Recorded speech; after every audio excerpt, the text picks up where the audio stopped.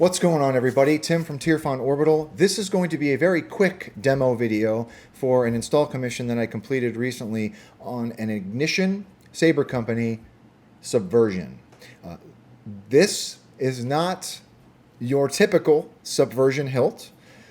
It has been modified, and it has been modified very uniquely. I have not seen a Subversion done like this before, but what I have said in the past, the Subversion hilt is an absolutely phenomenal hilt. It's a very unique hilt. It's very well machined.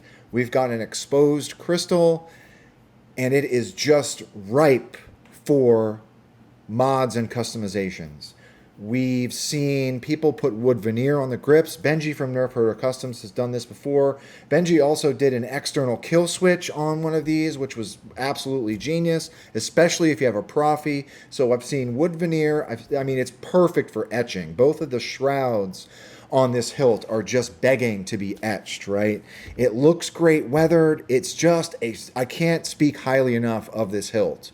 It is just a very...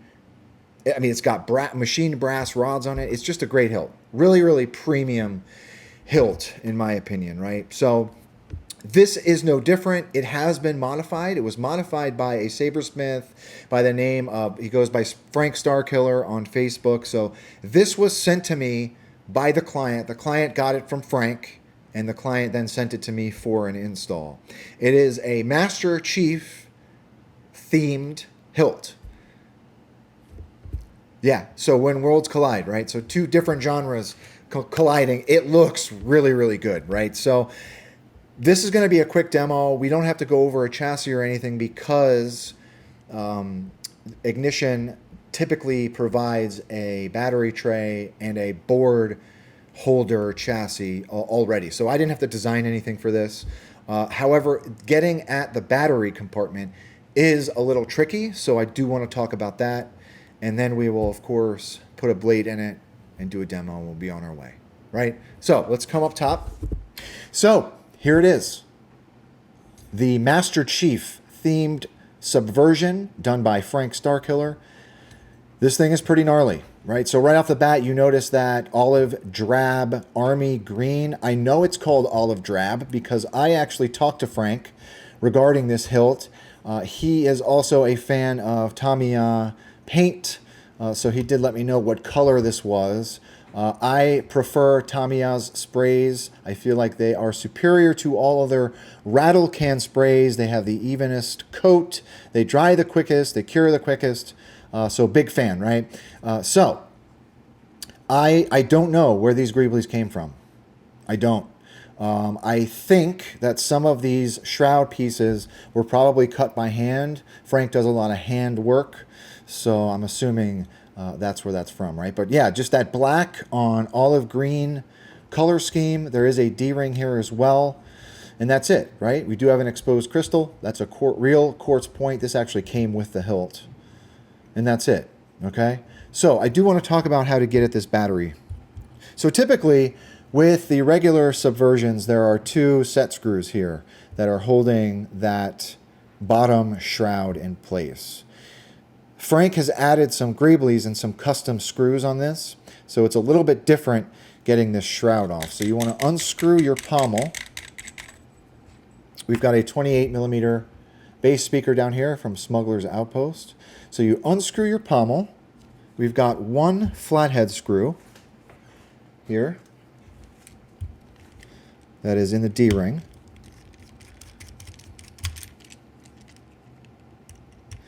So you take your flathead out. I actually already have a battery in here, but I did want to go over how to get this guy out of here. So then there is a steel hex screw here. You want to take that out.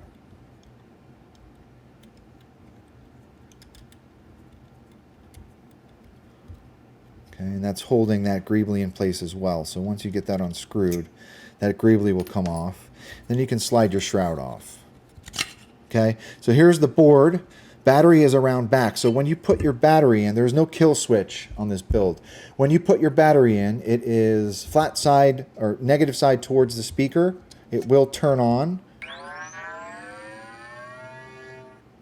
And then you're ready to go, right? So to put the shroud back on, you just slide it in. Lining up the holes is a little tricky, okay? So you want to make sure your holes are lined up. Before you do that, get your greebly back in place.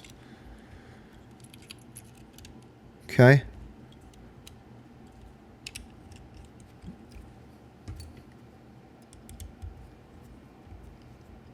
Screw that steel hex screw in.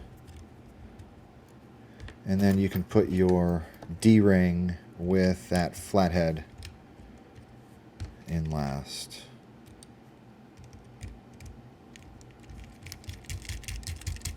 Okay? And that's it. Pommel back on. And we're good to go.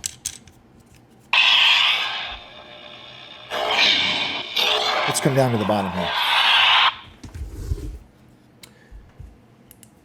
Hello, Zuko here. So the client did request some Halo-themed sound fonts.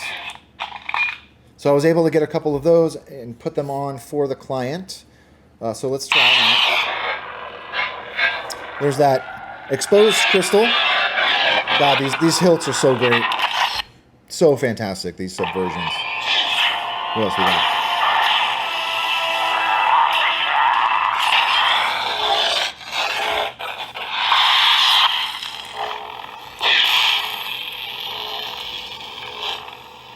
I think I put the Halo theme on this one.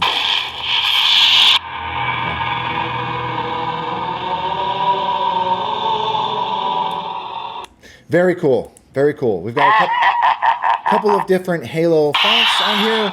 One of them is from, I believe it's this one's from Kyberphonic. God, this thing is loud. It sounds so good. These subversions, I can't speak highly enough of them. You would think that because the speaker butts right up against this pommel, that resonance is not very good. It's fantastic. I love these Hilts. Let's do one more. Hello, Zuko here. So the crystal chamber has got different animations for each font. If you are looking at the hilt, the top button is your aux. The NASA team is ready for launch. Bottom button is your main or your activation. Oops. So let's put a blade in it really quick. So this is a 1-inch blade holder. You want to slide your blade in till it's resting on those PCB pins. There is a set screw along the side here. So just make sure your blade is resting there. Then tighten your set screw. Whoops. And you're ready to go.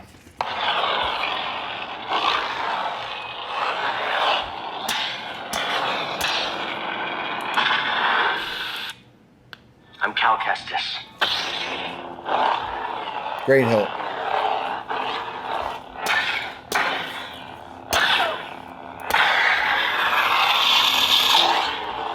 Really, really fantastic hilt. I put a couple of different out of universe fonts on here.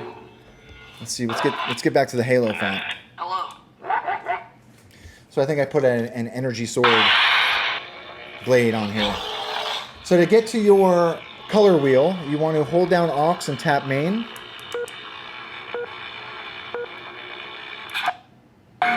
When you find a color you like, you tap main again. And that's it. Really, really great hilt. Great hilt. That sound font's great from Kyberphonic.